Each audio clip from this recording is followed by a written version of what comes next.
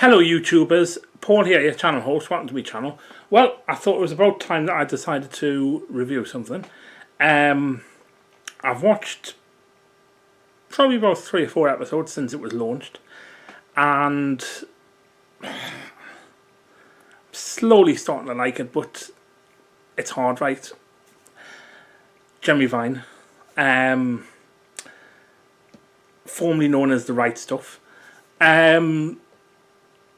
My first impressions of the show, if I have to compare the two presenters, I would say Jeremy Vine is a lot more relaxed as a presenter than Matthew Wright.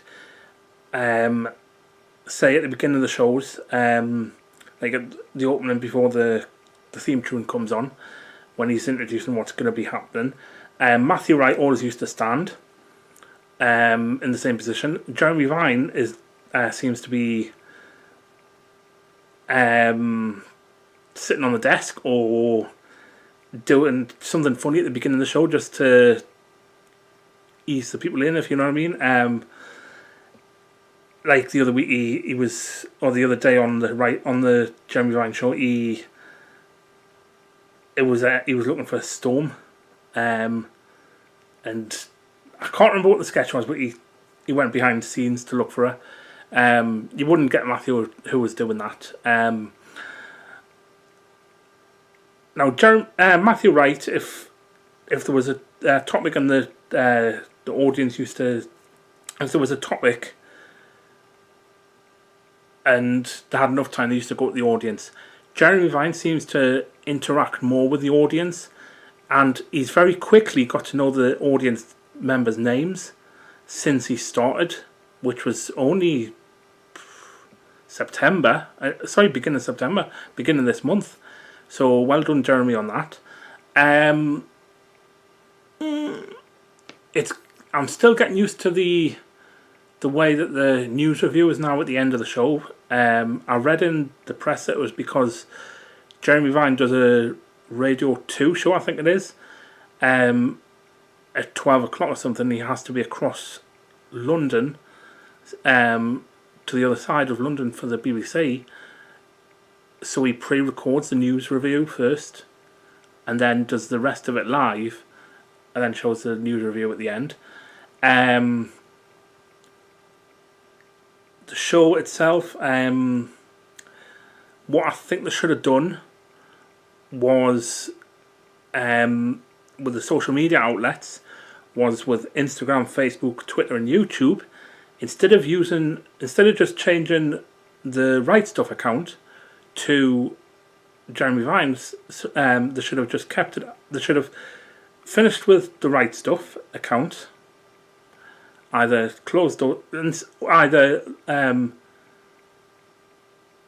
not closed them, but made them so people couldn't couldn't use them anymore, but kept them active so people could see all the old tweets and stuff, and created new social media accounts for the new show.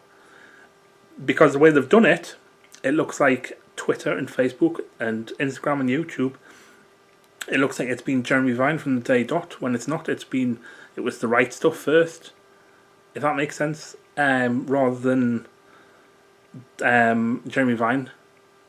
It was the Right Stuff first.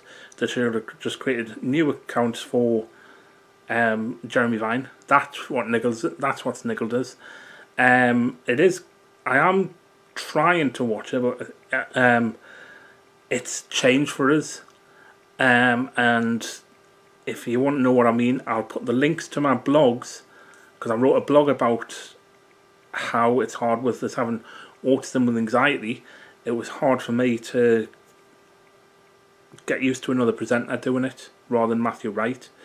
I will put the blogs below in the description bar if you want to read, and if you want to go across to my various blog addresses, you can, and have a look at them, because I also blog. I started blogging towards the end of last year.